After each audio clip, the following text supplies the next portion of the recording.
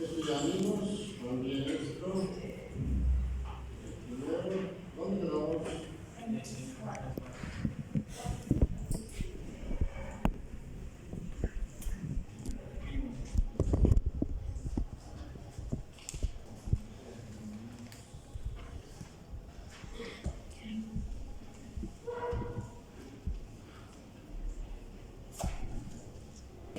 Cuarto paso.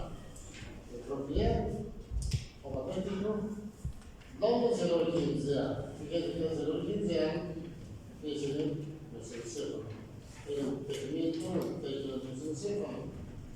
A nivel del polígono inferior. Este es el polígono superior, los polígonos inferiores.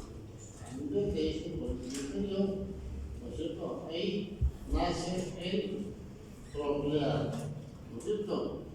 Ese es el origen real. Ahora, ¿cuál es el origen aparente? Es la cara dorsal, la cara posterior del mesencéfalo, ¿no? Ambos lados de los frenillos. Estos son los frenillos, ¿no? De los polígonos inferiores, y ahí nace el cuarto par craneal. Entonces, ya sabemos ahora que el tercer par craneal sale por delante y el cuarto par sale por detrás del mesencéfalo. En su recorrido, este par craneal tiene un recorrido que es el más largo que tiene recorrido todos los pares craneales, porque va de la parte posterior hacia adelante para llegar hacia la órbita, ¿cierto? ¿Y qué es lo que va a inervar al músculo superior del ojo? Al único músculo que va a inervar. ¿Cómo se evalúa? Junto con los otros pares craneales que son los oculomotores, que vamos a ver como los movimientos de la órbita, ¿no es cierto?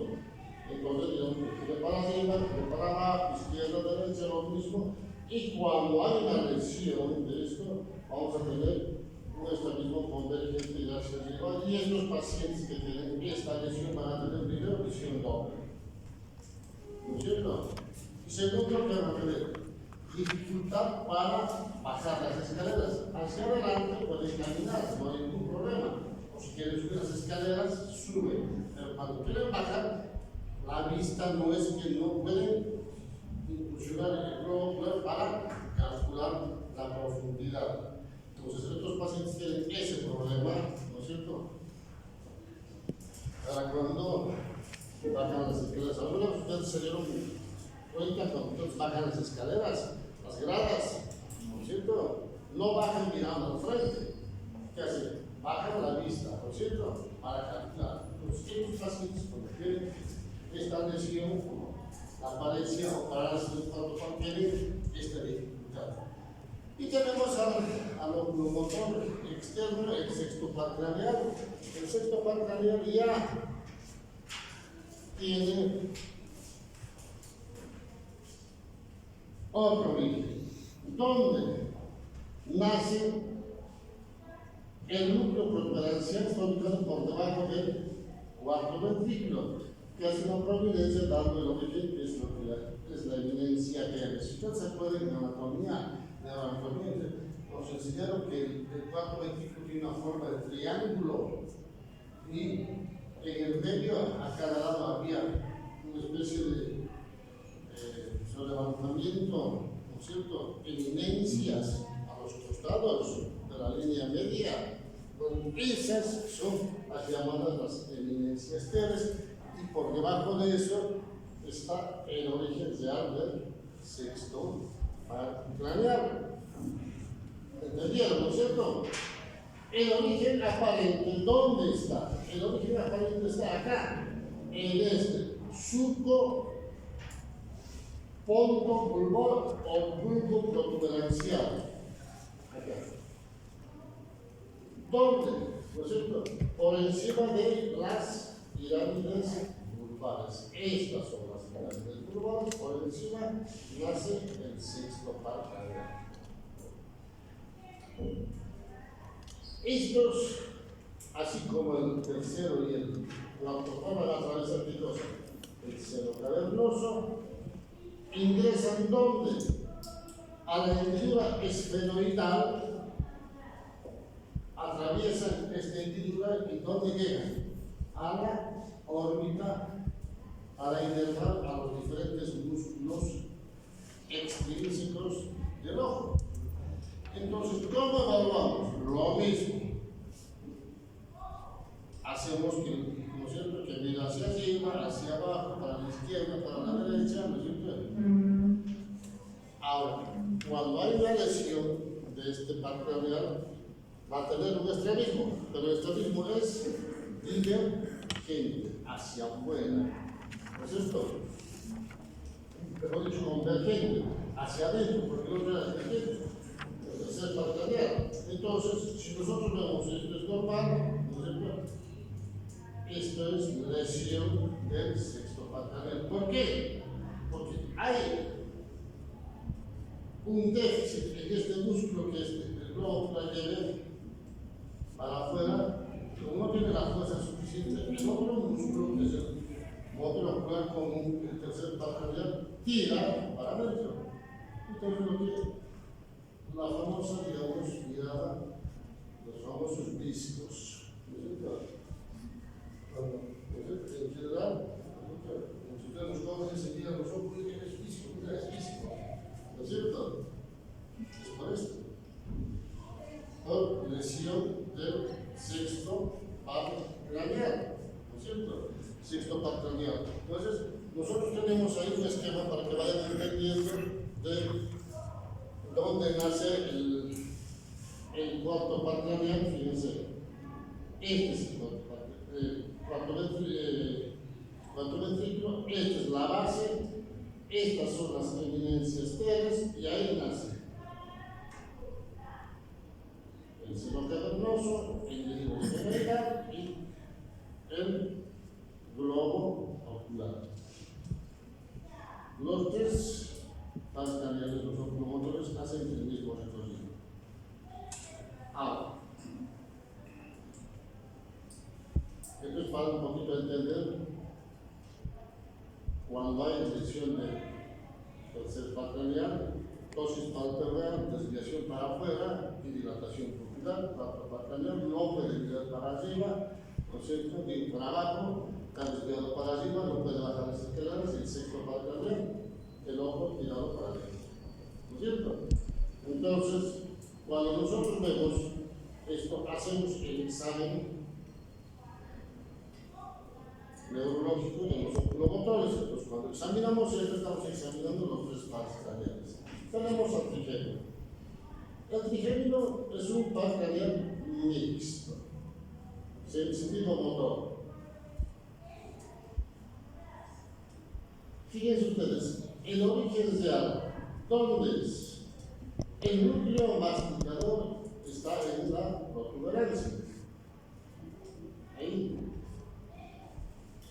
El núcleo gelatinoso para el dolor y la temperatura está en los primeros segmentos cervicales, acá abajo. Y el núcleo sensitivo principal para el tacto, la presión, está ubicado en el fuente o protuberancia. Y el de la propiocepción, que es esta parte, está en el mesencefalo. Pues fíjense ustedes que tienen un recorrido bastante largo del trigémino, además de un núcleo importante que es el núcleo de la masticación. ¿No es cierto? Entonces, esta es la parte sensitiva, esta es la parte motora. El origen aparente es la cara lateral, esta es la protuberancia, cara anterior y cara lateral. Entonces, ¿dónde nace? La cara lateral de la protuberancia o puente. Cara lateral de la protuberancia. ¿Cómo examinamos? Examinamos, ¿no es cierto?, la piel, ¿no es cierto? Vamos a examinar la glucosa, los músculos. Entonces sabemos que, como es un par craneal mixto, entonces está encargado de la masticación. ¿Cuáles son los músculos masticadores?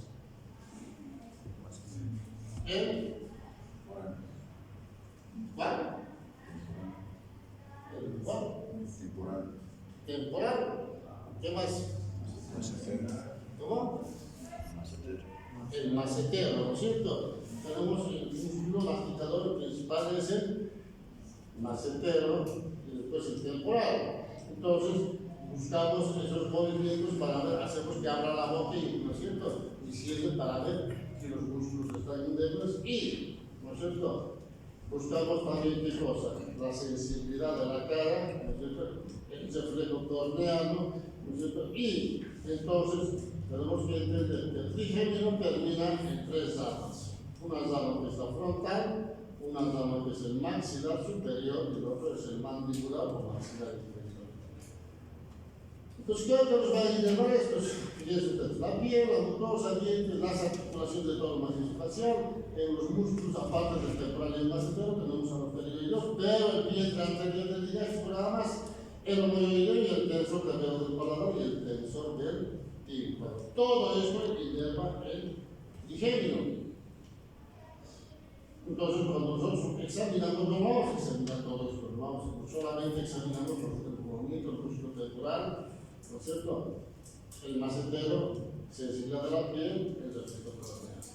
Es lo que nos interesa fundamentalmente. ¿Qué patología se presenta? La famosa neuralgia del trigémino. ¿Y cómo se manifiesta la neuralgia del trigémino? Con dolor, ¿no es cierto? Y la causa del dolor, en general, el mayor porcentaje, de algunos dicen más del 90%, son de causa vascular. De causa vascular, entonces cuando uno dice es una neuralgia de causa vascular, tenemos que pensar que una de las arterias en el recorrido, ¿no es cierto?, toca el nervio, con cada latido va tocando y provoca dolor. Estos pacientes cuando mascan sienten dolor, cuando hablan sienten dolor, cuando tragan sienten dolor, ¿no es cierto? Cuando les entra aire sienten dolor. Entonces, todo eso, ¿pero por qué? Porque está, fíjese, en el movimiento del paladar, el digastro, ¿no es cierto? Desnuda el oído, cuando estamos del tensor del tímpano. Entonces, todo esto para sentir, no es que sienten porque sienten, siempre hay una causa. Y la causa es porque inervan estas estructuras, ¿no es cierto? Ahora, ¿cuál es el tratamiento para la neuralgia del trigémino? En general, ¿no es cierto? En principio, ¿no es cierto?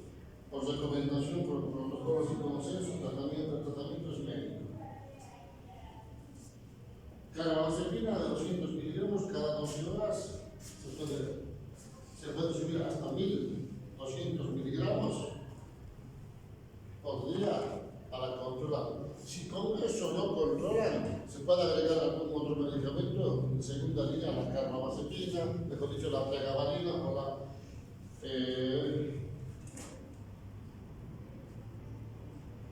pregabalina, y el otro medicamento que no se me sale en este momento es la gabapentina. La pregabalina es 75 miligramos cada noche o cada 12 horas. La gabapentina viene de 200, 300, 600 miligramos. Puede empezar con 300 miligramos. Y si con eso no funciona, en general, algunos agregan amitriptilina, pero eso no es para los dolores crónicos, no va a funcionar como no funcionan estos. Sí, entonces se plantea la cirugía. Entonces, en la cirugía, ¿qué se plantea? Es la descompresión neurovascular. Descompresión neurovascular, con la técnica de Jaleka, que es la más conocida, es separar la arteria del nervio y poner una especie de colchón, un teflón, ¿no es cierto?, que separa que cuando empieza a golpear, ¿no es cierto?, empieza a golpear, no lesione el nervio trigémino.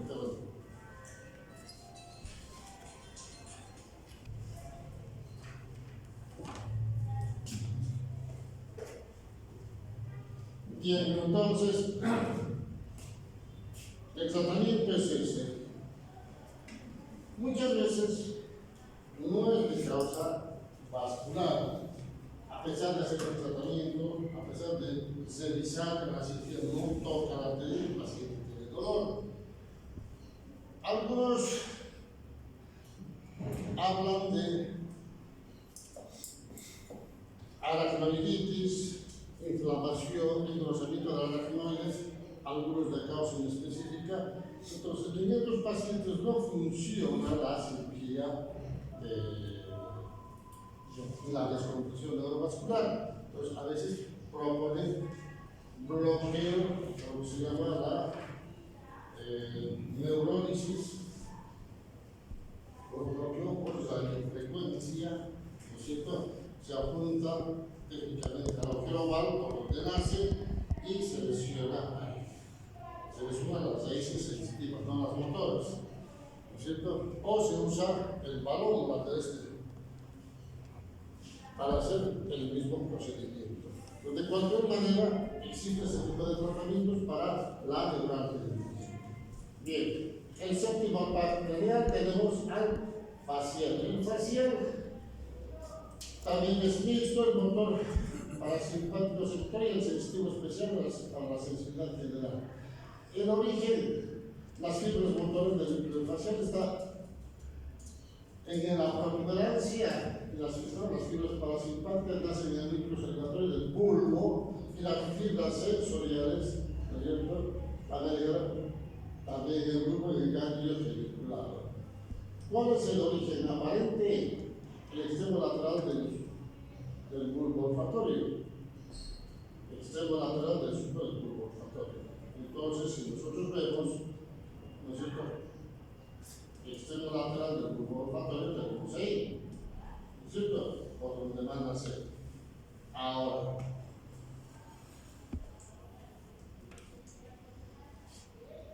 ¿qué órganos inervan? Fíjense ustedes, los músculos de la cara, músculos faciales, nuestra pelle del vestíbulo, músculos superiores y el vientre posterior del digástrico.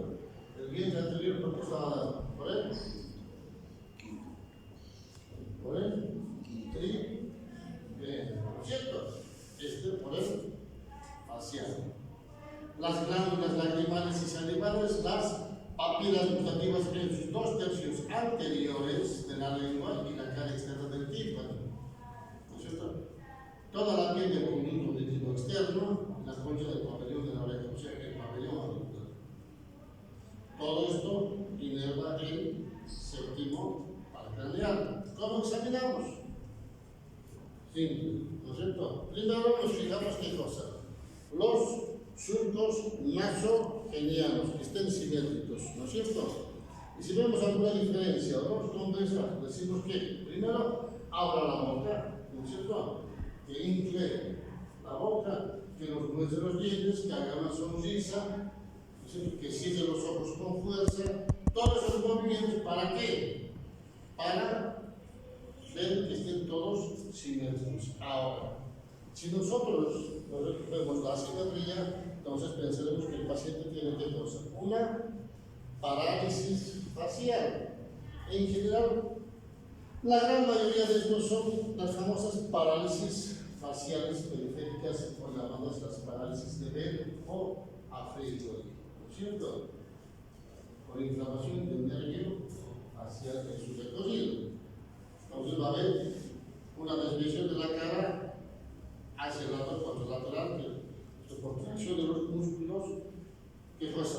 Va a haber dificultad para el cierre del ojo, ¿no es cierto?, un lagrimeo constante, y no va a poder inflar y tampoco, digamos, mantener líquido en la boca. Entonces, todo esto, ¿no es cierto?, presentan aquellos pacientes que tienen la parálisis facial. Tenemos el octavo paracraneal, que es el vestíbulo coclear. Se encarga de qué? Del equilibrio y de la audición, ¿no es cierto? ¿Cuál es el origen? El origen coclear nace en el ganglio de Corti, ¿no es cierto?, y Y el vestibular nace, ¿no es cierto?, en el ganglio de Scarpa. ¿Cuál es el origen aparente? Acá, en el surco ontobulbar, por fuera del facial. El facial nace acá, ¿no es cierto?, y por fuera. Entonces tenemos el nacimiento del origen aparente. ¿Qué es lo que va a inervar? ¿Qué órganos inervar? Inervar los órganos del oído interno, el órgano de corte, el conducto coclear, la mácula del oblicuo, el sacro, las crestas auriculares, de los conductos semicirculares, todo el laberinto cerebral. Todo esto es el conducto auditivo interno. Esto lo llevamos seguramente con Torino para entender el tema de la audición, ¿no es cierto? Entonces, todo eso inerva ¿qué cosa? El octavo par craneal. ¿Cómo evaluamos?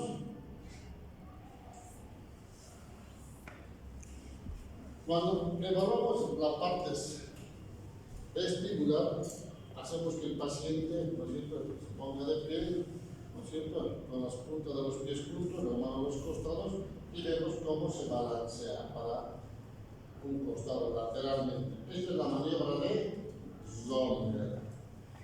Si nosotros vemos que no nos convence, hacemos que un pie ponga adelante, lo mismo cierre los ojos y el balanceo es para hacia atrás y hacia adelante, no lateralmente. Eso es lo que se llama el Zonder sensibilizado.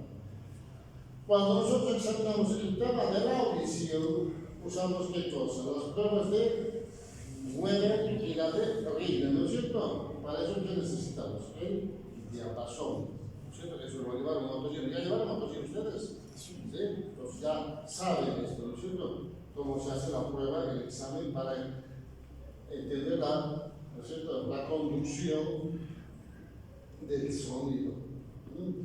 Ahora, ¿qué trastornos puede presentar? El paciente va a tener trastornos del equilibrio cuando hay lesión del octavo par craneal o trastornos de la audición, ¿no es cierto? Entonces, cuando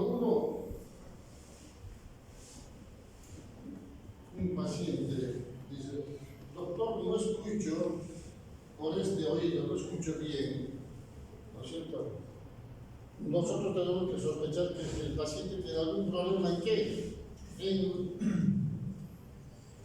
el vestíbulo coclear, ¿no es cierto? Pero, ¿no es cierto?, eso en general, lo primero que pensamos es eso. Pero antes de eso tenemos que descartar qué cosa.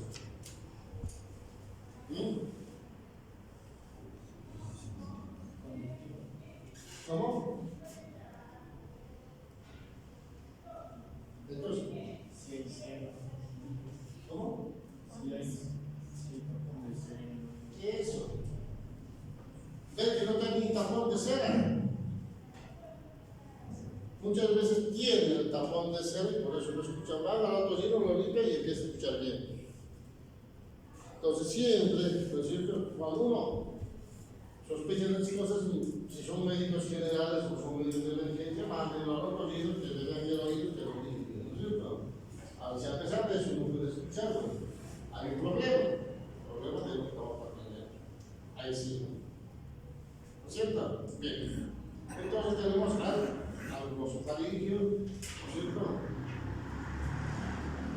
Este par craneal se examina junto con el décimo par craneal. También es visto el motor parasimpático secundario y el sensorial sensitivo general. ¿Cuál es el origen? ¿No es cierto? El motor en el núcleo ombligo en el bulbo, ahí. Entonces, ¿cuál es el origen aparente? El extremo superior del círculo posolivar, la oliva. Los órganos que inervan, los músculos estilofaríngicos, el constrictor de la faringe, por la vía del plexo faríngeo, la glándula parántula por la vía del ganglio óptico, ¿no es cierto? ¿Qué cosa más va a inervar?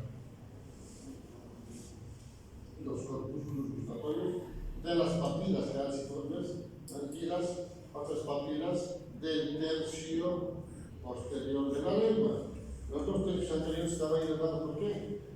Por el facial, ¿no es cierto? Por el facial. Ahora tenemos el tercio que faltaba, está inervado por el glosofaringio, ¿no es cierto? La cara interna del tímpano, la cara externa estaba dada por él. ¿Ah? ¿Por qué partería? Por el facial. Facial, ¿no es cierto? Porque el facial es cara externa y todo el conducto, la piel del conducto externo.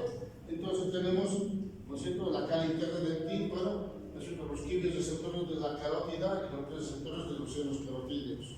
Entonces todo eso, ¿no es cierto?, inerva que el glosofaringio va a inervar todo eso. Fíjense. Ahora, ¿cómo evaluamos? Lo que nos interesa es la simetría del pelo del paladar, el reflejo nauseoso. Le decimos, ¿no es cierto?, cuando nos enseñaron a decir, abra la boca, saque la lengua, diga A, no sabemos para qué, llegamos ahí. ¿No? Ahora ya sabemos, tenemos que fijar cuando dice diga A, el velo del paladar sube. Entonces estamos examinando el noveno parte radial. Tenemos que ver que la úvula esté centrada, ¿no es cierto? ¿Qué patología puede presentarse? Lo mismo que el trigémino, la neuralgia del glosofaringio. Cada vez que traga, va a sentir dolor, no va a sentir los sabores. Entonces, más o menos el tratamiento se inicia lo mismo que la neuralgia del trigémino, pero en general no funciona al 100%. A esto sí se les plantea cirugía de descompresión neurovascular. Ahora tenemos al vago. El vago, ¿no es cierto? Lo mismo, es un mixto motor parasimpático secundario sensorial sensitivo federal. Más o menos lo mismo que el anterior. El origen, ¿no es cierto? El principal está en el núcleo oblicuo, el parasimpático, el motor dorsal del vago, y el sensitivo en el núcleo solitario, a nivel del núcleo espinal del trigémino, hacia abajo. El origen aparente, ¿no es cierto?, es el surco posterolateral y caudal del glosofaringio, por detrás del glosofaringio. ¿No es cierto? Nosotros tenemos acá el glosofaringio y abajo tenemos al vago. Tenemos al vago ahí. Entonces, mucho más abajo seguramente vamos a tener al, ¿no es cierto?, al 12 y al 11, ¿no es cierto? ¿Y qué órganos va a inervar?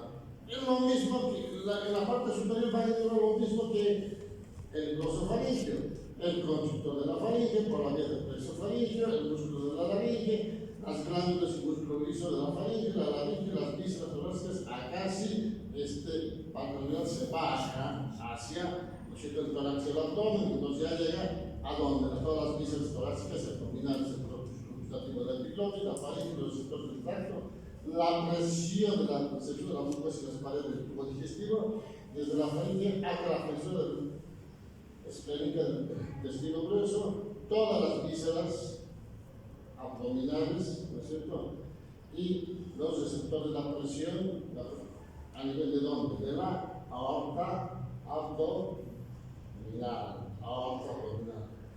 También tiene receptores para la presión, dolor, la temperatura, ¿no es cierto?, a nivel de la laringe, la faringe, el conducto auditivo externo, la cara externa del tímpano, también, ¿no es cierto?, la oreja, meninges y de la fosa craneal posterior. ¿A qué me refiero? Cuando nosotros examinamos esto, ¿no es cierto?, estamos examinando también el problema parcranial. Entonces vamos a ver que a veces hay una simetría, ¿no es cierto?, en el velo del paladar, ¿no es cierto?, no tiene el reflejo nauseoso, el de lo desparador. Pero la diferencia de este partenarial con el anterior es qué cosa. El paciente muchas veces tiene lo que se llama la disformia. ¿Por qué? Porque este partenarial inerva a las cuerdas vocales, lo que el otro partenarial no lo hace. Entonces, cuando el paciente tiene una disfonía, yo tengo que pensar que hay una lesión de qué? Del décimo partenarial. Lo mismo va a tener alteración del reflejo nauseoso, ¿no es cierto? Desviación de la úvula, asimetría del velo del paladar, lo mismo. Y esto sí, tienen el reflejo virus de flujo nasal. ¿En qué consiste? Alguna vez vieron a los chicos, a los pacientes pediátricos, cuando tomen, quieren hablar o algo y les sale la nariz, digo, por la nariz líquido, ¿no es cierto? Bueno, es eso.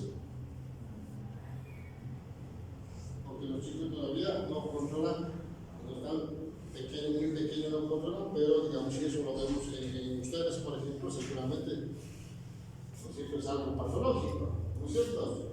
Y tenemos al espinal. Y al espinal, ¿qué es lo que tenemos? Es evidentemente un motor. ¿Dónde se lo licenciaron? En el torno anterior de la sustancia gris medular. Ya no está en el bulbo, pero la médula. Por cierto, en los primeros segmentos medulares, de C1 a C5. Por cierto, el origen aparente del surco anterior y lateral de la médula espinal. La médula espinal. Y como evaluamos, movimiento del hombro y de la cabeza. ¿Qué músculos nos interesa examinar? El esternocleidomastoideo y el trapecio. Hay varios músculos que inervan, pero en general, esos son los que nos interesa saber, porque esos son los que finalmente se marcan por lesión partenarial. En la patología vamos a ver un hombro caído, dificultad para girar la cabeza y en general algunos cirujanos operan algunos lipomas del sector y obviamente como los cirujanos no manejan muy bien la parte de la inervación, agarran y a veces el nervio atraviesa el lipoma y cortan, entonces de pronto cae el hombro. Dice, no, la cirugía todo perfecto, todo bien, el lipoma ya no se pero tiene el hombro caído, y no sé, vaya al neurólogo para que lo solucione. El neurólogo tiene que solucionarlo, que el otro no es cierto? Entonces uno tiene que saber este tipo de cosas para no cometer los errores. Entonces, mucho cuidado cuando ustedes quieran sacar algún lipoma del hombro, ¿no es cierto? O la parte posterior, porque tienen que pensar en este tipo de cosas. Y finalmente tenemos al lipoma craneal, que es el hipogloso, evidentemente motor, encargado de inervar qué cosa, la lengua. El origen real es el núcleo del hipogloso del tegmento, el origen aparente, el surco preolivar del bulbo, ahí tenemos ahí. ¿No es cierto? ¿Qué órgano va a inervar? Todos los músculos intrínsecos y extrínsecos de la lengua, excepto el palatogloso que está inervado por el palo. ¿No es cierto? Todos los movimientos de la lengua, saca la lengua, lleva arriba, abajo, izquierda, derecha, etc. Y la patología, cuando hay una parálisis de la lengua, de la mitad de la lengua, no articula muy bien las palabras, entonces hay una especie de desartria, pero desartria por la lengua, no por la lesión a nivel central. Entonces, como verán ustedes, los partenariales, ahora ya sabemos cómo se examina, ¿no es cierto? Entonces, cuando ustedes hagan una historia clínica de cualquier paciente, siempre piensen en esto, siempre hagan esto. No se equivoquen. Siempre vayan pensando en cada partenarial qué es lo que pueden encontrar. Y cuando encuentren alguna lesión en algún partenarial, vayan pensando qué patología puede provocar lesión de este partenarial. Es la mejor forma de hacer un buen diagnóstico. Mientras ustedes van haciendo la historia, ya vayan agrupando toda la sintomatología encasillarlo en alguna determinada enfermedad, que eso ayuda bastante. Pues yo siempre les digo, cuando ustedes empiecen a ver pacientes, seguramente de poco ya van a empezar a ver si eran bastantes métodos. Yo creo que es bastante método. Cada uno tiene que tener su método, ¿no es cierto?, para entender la patología, para hacer un examen, entender y encasillar a una determinada enfermedad. Muy bien, jóvenes, ¿alguna pregunta? Si no hay preguntas, ahora terminamos la clase.